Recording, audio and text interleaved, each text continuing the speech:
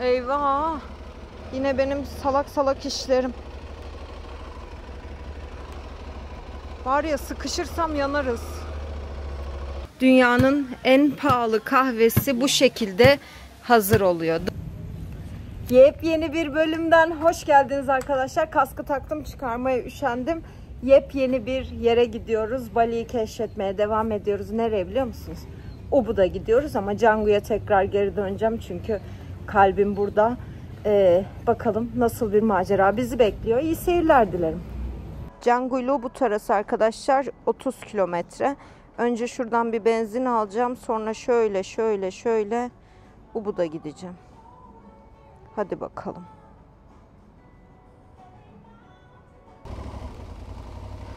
Canggu tam olarak böyle muhteşem kafelerin, restoranların olduğu yerlerden biriydi.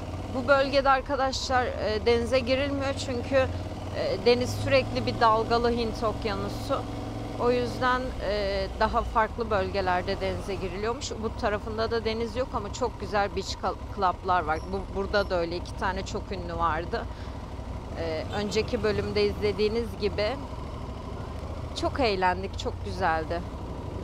Ama şu an bir yavru sıcağı var. Çok sıcak.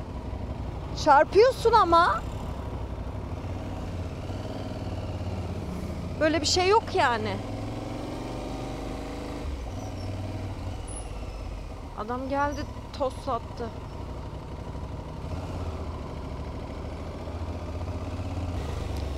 Trafik fena trafik. Her yer motor. Her yer motor. Büyük motorla da ister istemez zor oluyor arkadaşlar. Çantalarım geniş ya. Dayı.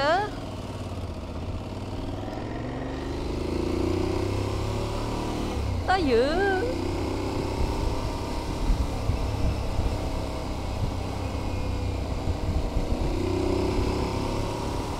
Dayı. Çok güzel. Bali'nin enerjisi çok güzel arkadaşlar. Bakalım Ubud nasıl olacak, çok merak ediyorum.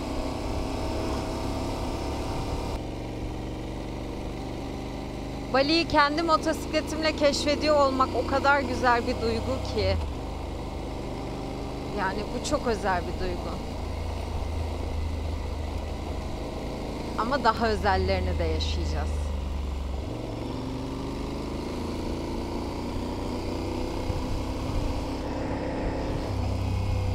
Sağa mı döneyim? Döneyim. Aynı yola çıkarırsam vallahi kavga çıkar ama söyleyeyim.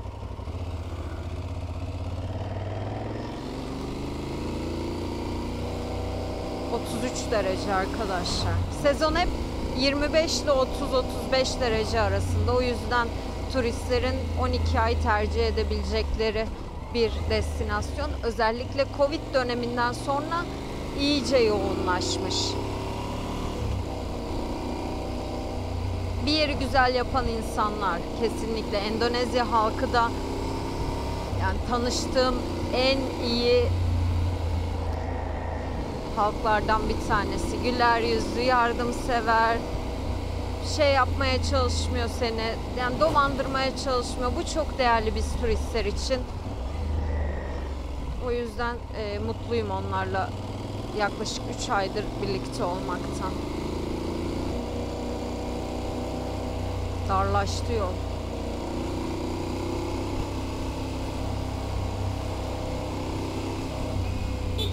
Çok güzel böyle tapınaklar falan var. Yani tapınak gibi de değil de taşlar çok güzel.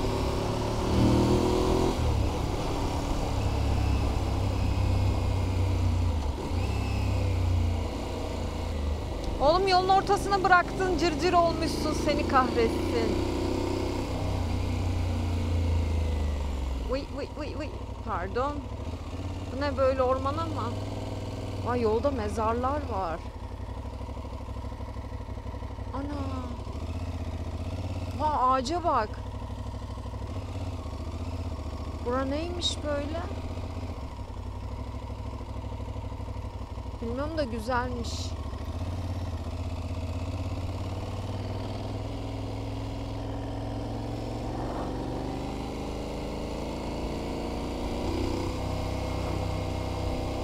Bu ne güzel ağaçtı ya. Kök salmış. Ya çok güzel bir şiir vardı. Ama şu an hatırlamıyorum. Şey diyordu. Ben bir ayrık otuyam. Köklerin salmış. Böyle değişik, çok güzeldi. Çok güzel bir filmden. Dayı çıkma dur. Ubud'a geldik arkadaşlar. Ben bir ayrık otuyam. Sağa dönek. Uy, gençler bir ablanıza pardon. Yanlış iş yaptık ama sıkıntı olmadı. Diğer telefonumun şarjı bitti. Elimde tutuyorum. Onun gidecek mi? Ubud.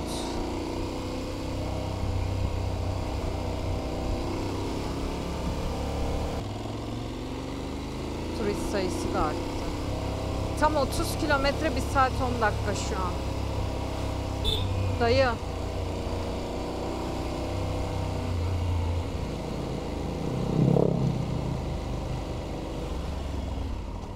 Buyur ablacığım.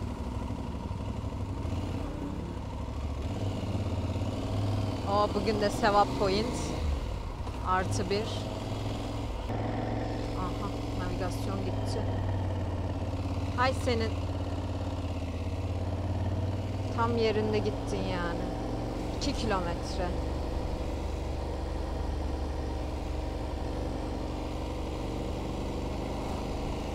Burası tam Ubud'un içleri falan. Bir tane ünlü bir caddesi var. Orada kalacağım. Bir tane guest house buldum arkadaşlar. 18 dolara.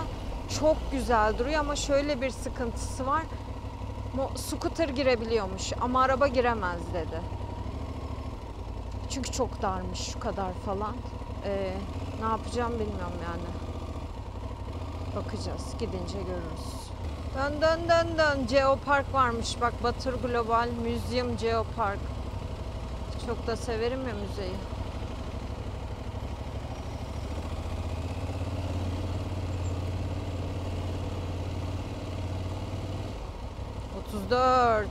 Serinler dedik daha çok yanmaya başladı. Da yürü Allah aşkına yürü. Yürü paşam benim yürü. Thank you. Da. Çok büyük sıkıntı.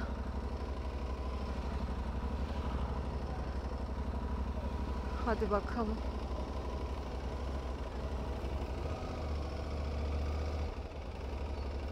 Yani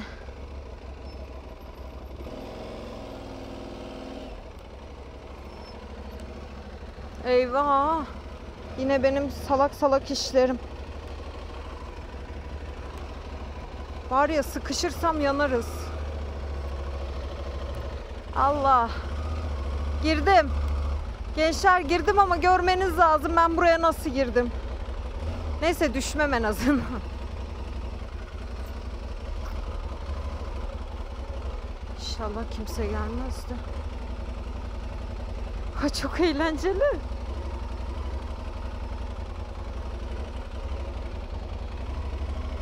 Ya ben dedim size biz İstanbul'da motosikleti öğrenmiş insanlarız. Anam ben kayıyorum mu? Dur panikliyorum sadece kaymıyorum. Buradan nasıl döneceğim?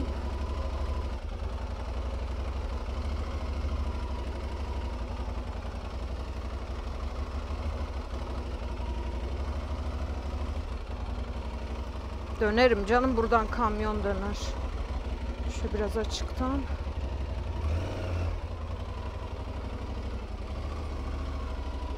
Ben geldim.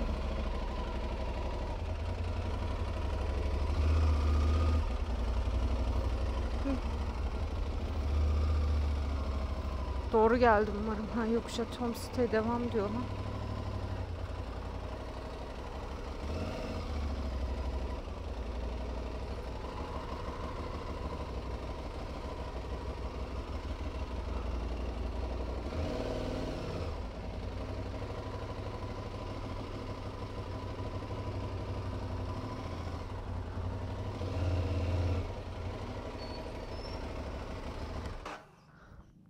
Eyvah.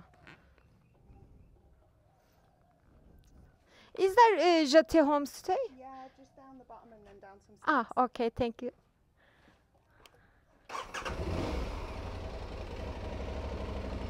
Eyvah, burası sıkıntılı, boyum yetmez ki.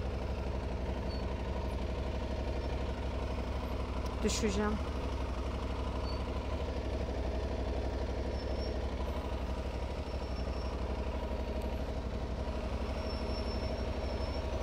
Niye düşesin Gülşah? Sen nerelerden geldin?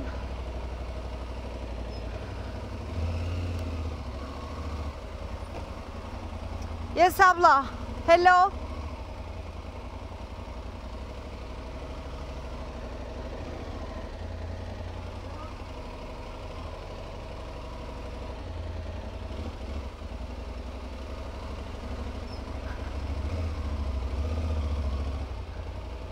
Hello.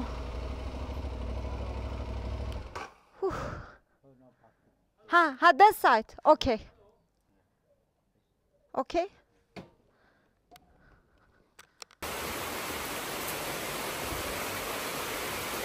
Nasıl güzel yağmur başladı otele girdiğim an. Böyle bir yerde kalacağım. Bir şey diyeceğim. Dağılınca size odamı gösteremiyorum. Ama size şu an göstermek istedim çünkü ben çok beğendim. Çünkü bir de çok ucuz. Burası odamız. Burası balkonumuz. Çıktık. Ormandayız.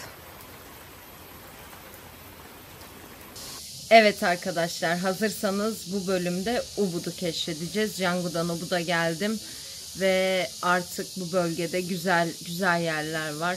En önemlisi Halus Arum gibi bir yere gidiyoruz. İlk başta bu pirinç tarlalarının olduğu, güzel manzaraların olduğu, sonsuzluk havusunun olduğu yer. Sonrasında çevreyi keşfedeceğiz. Bakalım neler varmış. Bir maymun ormanı olduğunu söylediler. Gidebilirsem oraya gideceğim ama tekim ya, birazcık korkuyorum. Bir de hırsızlık falan yapıyorlar. Pek emin değilim ondan. Enerjimize göre bakacağız. Hazırsanız Ubud turu başlıyor. Başlayalım bakalım Ubud turuna. Bu arada Mehmet Ali'den scooter aldım. Çünkü benim motosikletim temizlemede Avustralya için. O yüzden scooter'la devam ediyoruz. Bir NMAX'imiz var. Good morning. Bu canavarla gideceğiz bugün.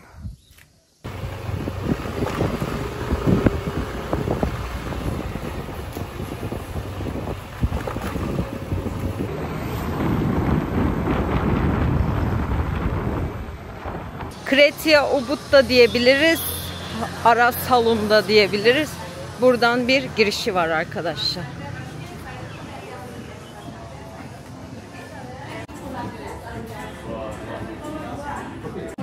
Şimdi yüzme havuzunu kullanmak istersen 150.000 dedi. Terasla ilgili bir şeyler söyledi ama anlamadım. Bakalım ne olacak. 150.000 yani 8-9 dolar. Ve içeride bir tane içecek bedavaymış. Bakalım nasıl bir şey olacak. Alas Harum Bali'ye giriş yapılıyor. Hem benim neyim eksik yani, anladınız mı? Burada gelmiş insanlar, video paylaşmış, milyonlar izlenmiş. Benim neyim eksik? Ben anlamadım kim. Hello, good morning. Swimming pool, yeah. Thank you. Oo, geldik.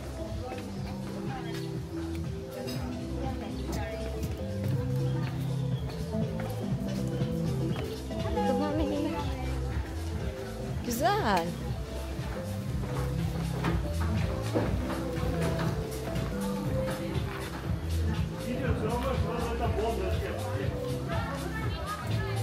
Oldu turda mı?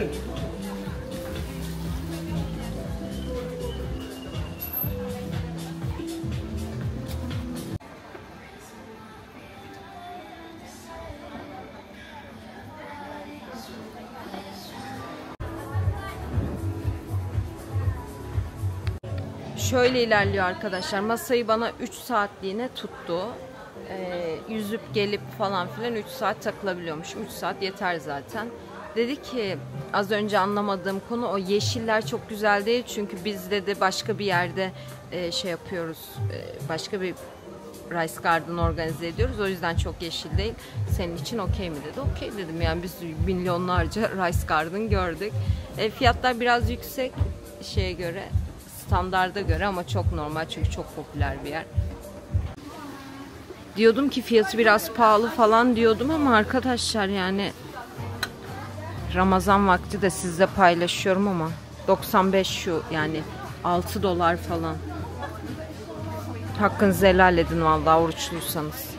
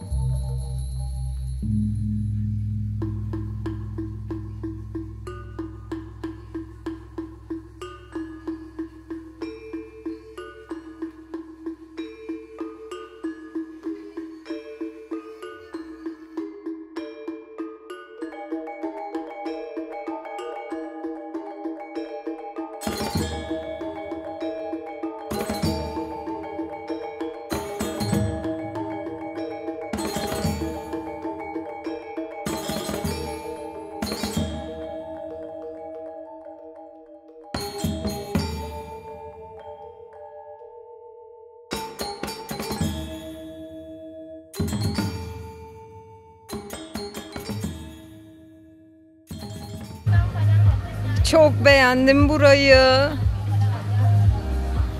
Drone da uçurdum da drone'un görüntülerinde bir bulanıklık var, anlamadım. Çok yeni bir drone aslında.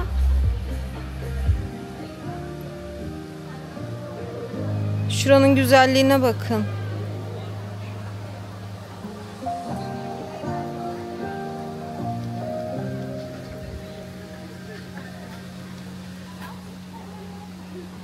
Ubud deyince akla gelen en önemli yerlerden biri. Çok turistik bir yer ama gerçekten çok güzel.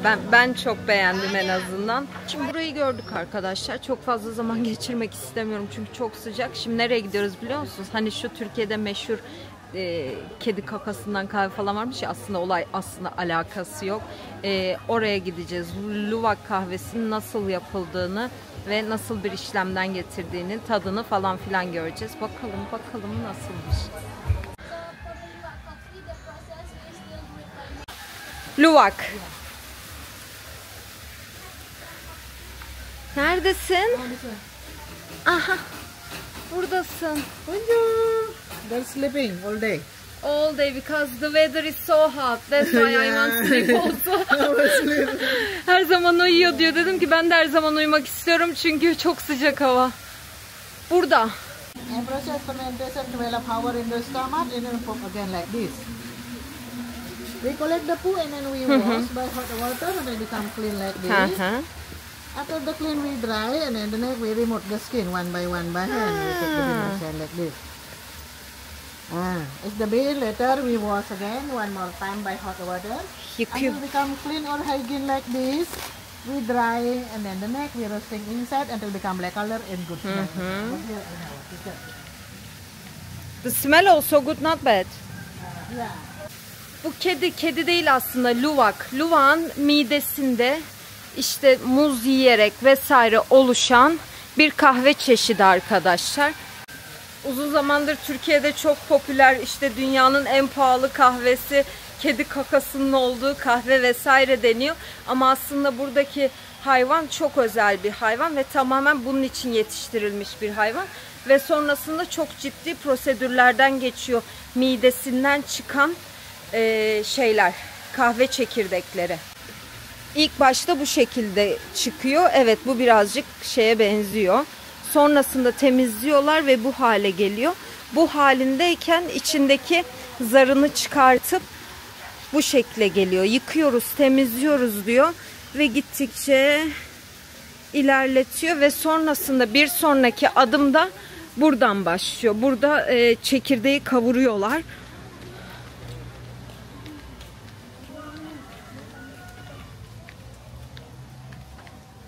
The next process, we roasting over here like this. Hmm. We roasting the bean here. We do take around 45 minutes 45 dakika boyunca burada kavuruyorlar. for 1 kilogram coffee. 1 kilogram. Ha, bir kiloyu kavuruyorlar. 45 Until dakika. coffee become change color, dark brown and good smell like this one. Ha, sonrasında bu renge gelene kadar. Ha, nice. Çok güzel kokuyor. Çok güzel kokuyor, evet. And then we crush here making powder. We grind it. Ha, sonrasında da kırıyorlar ve un haline getiriyorlar. Powder haline getiriyor. Ve dünyanın en pahalı kahvesi bu şekilde hazır oluyor. The most expensive coffee will be ready like this. Yeah. Dünyanın en büyük, en pahalı kahvesi. And then the last we save it here. Ha. Mix the final. The powder ready to making coffee to drink inside in our coffee. Okay. Put the big like this, we put back and then Again, we put here, again. we crush Ya. them.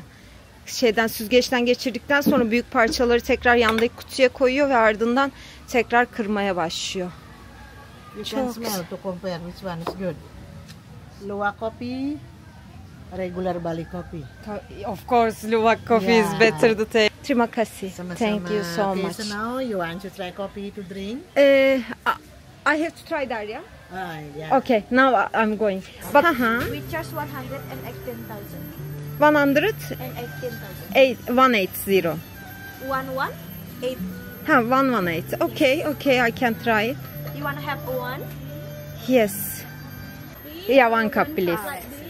I will escort you to the table for now. Yeah. Okay. Take the table first. Okay. And later we will bring the coffee. Look at So hot today. Yeah. Every day. But I think better than the rainy because Yes, the of rainy course. is not good for the picture or any Yes. expert anything.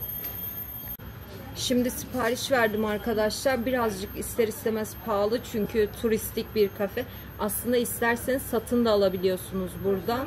118.000, 18 dolar, 7 dolar civarı falan. Yani bir hayvanın sindirim sisteminden çıkan bir kahveyi içeceğim için. Eskiden gelmeden önce buraya asla içmem diyordum ama şu an yani denemek lazım. Her şeyi denemiyorum ama bunu bir deneyelim dedim ve sipariş verdim. Bakalım nasıl olacak tadı. We are ready. Thank you. Do you need some sugar? No, I don't need. Thank you so much. Thank you. Neymiş efendim? Kahve deneyecekmişsin de öyle yapacakmışsın. Yani sonuçta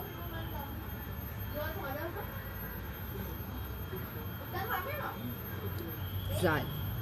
Güzel yani bir hayvanın bağırsaklarından geldiğini asla anlayamazsınız.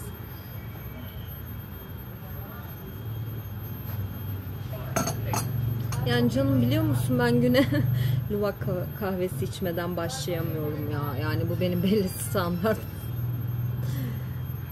Öyle arkadaşlar yani Ubud'a gelmişken, Bali'ye gelmişken bunu da çok turistik bir yerde denedik ama en azından denedik.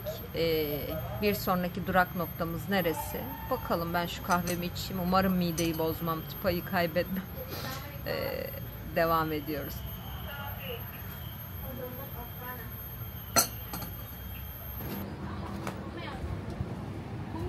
Ne kadar büyük bir kompleks ya. Bu kadar olduğunu düşünmüyordum.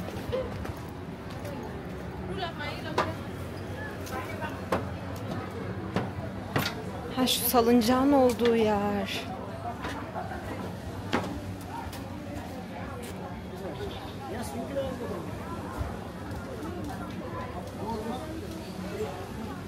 Güzel.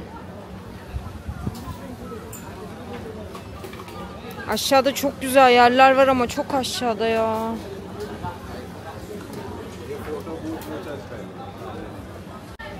Alasarum'da yapılacak çok fazla şey var. Yani aşağıyı bile gezdiğinizde saatler alabilir. Biraz sıcak hava. Ben aşağıyı gezmeyeceğim. Zaten birçok video var burayı gezdiren. Birazcık da Ubud'un şehrini gezelim. Kahveyi denedik, havuzları gösterdim. Daha ne yapayım?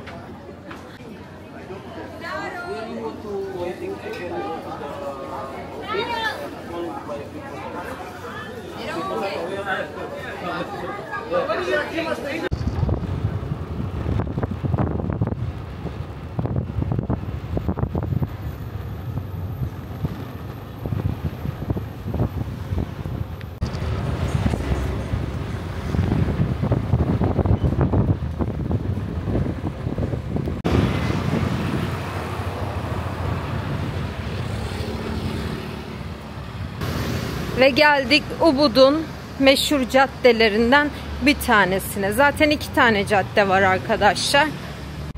Bu ara sokaklar Monkey Forest dedikleri o caddeye bağlanıyor. Burada bir tane maymun ormanı var ama maymunlar çok saldırganmış. Ben de biraz tırsıyorum. O yüzden gitmeyeceğim. Zaten yollarda bir sürü maymun görüyoruz. Yani buraya uçakla gelmiş olsam benim için kesinlikle çok şey anlam ifade ederdi ama şu an etmiyor çünkü yüzlerce, binlerce gördük.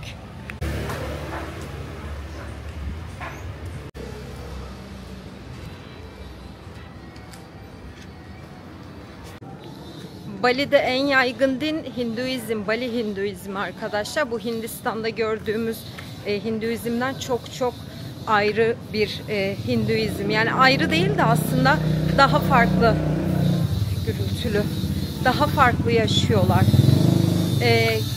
Sabah erken saatlerde sunaklar koyuyorlar kapıların önüne ve tamamen iyi dilekler için. Bali'de arkadaşlar bu sunakları Canang Sari olarak adlandırılıyor. Her yerde görebiliyoruz çünkü günde 3 defa bu kutsal inanç tekrarlanıyor. Sürekli sunaklar yenileniyor. Burada hala yaşayan insanlar için maaşlar çok düşük. Hatta çok büyük bir kısmını, aldıkları paranın çok büyük bir kısmını bu dini geleneklere harcıyorlarmış. Çok üzücü halkı böyle görüyor olmak gerçekten. Çok fakirlik var. Yani biz ne kadar gelsek ve turizmi canlandırsak da bir yandan da aslında doğalarını katlediyoruz. Çünkü çok büyük otellere, çok büyük restoranlara baktığınızda ya bir Avustralyalı'nın ya bir Amerikalı'nın, halk hep çalışan konumda. Ama Endonezya insanları benim bugüne kadar gördüğüm en misafirperver, en candan, en iyi insanlar. Yani tek bir saniye kendimi burada güvensiz hissettiğim bir ortam olmadı.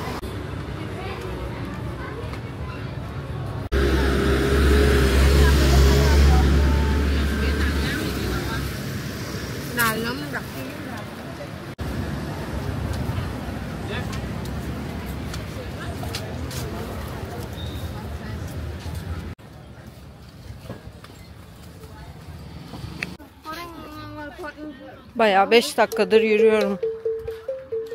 Tam bir turistik sokak. İçmeyeceğiniz bir dondurmacıymış burası, Tukis. Ben de denemek istedim. Kapıda kokonatlar da var. Bakalım nasıl deniyoruz. Hello. Yes. Bir yere oturalım. Of, çok güzel şeyler duruyor. Neler varmış? Water roll. O fiyatlar pahalı yalnız. 70.000 falan. 40.000 3 dolar. 100 lira da.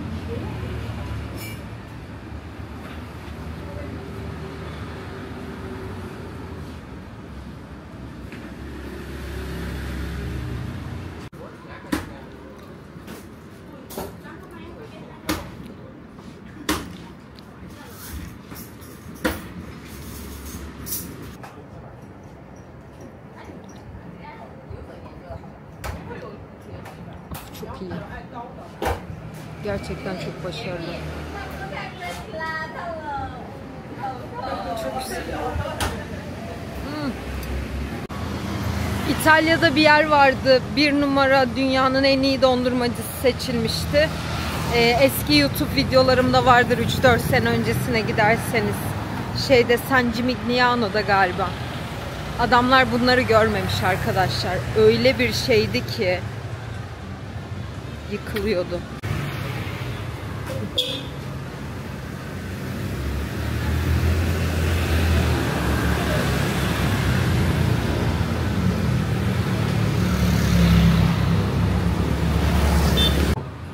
Sadece böyle sokaklarda yürüyerek keşfedebileceğiniz bir şehir Ubud.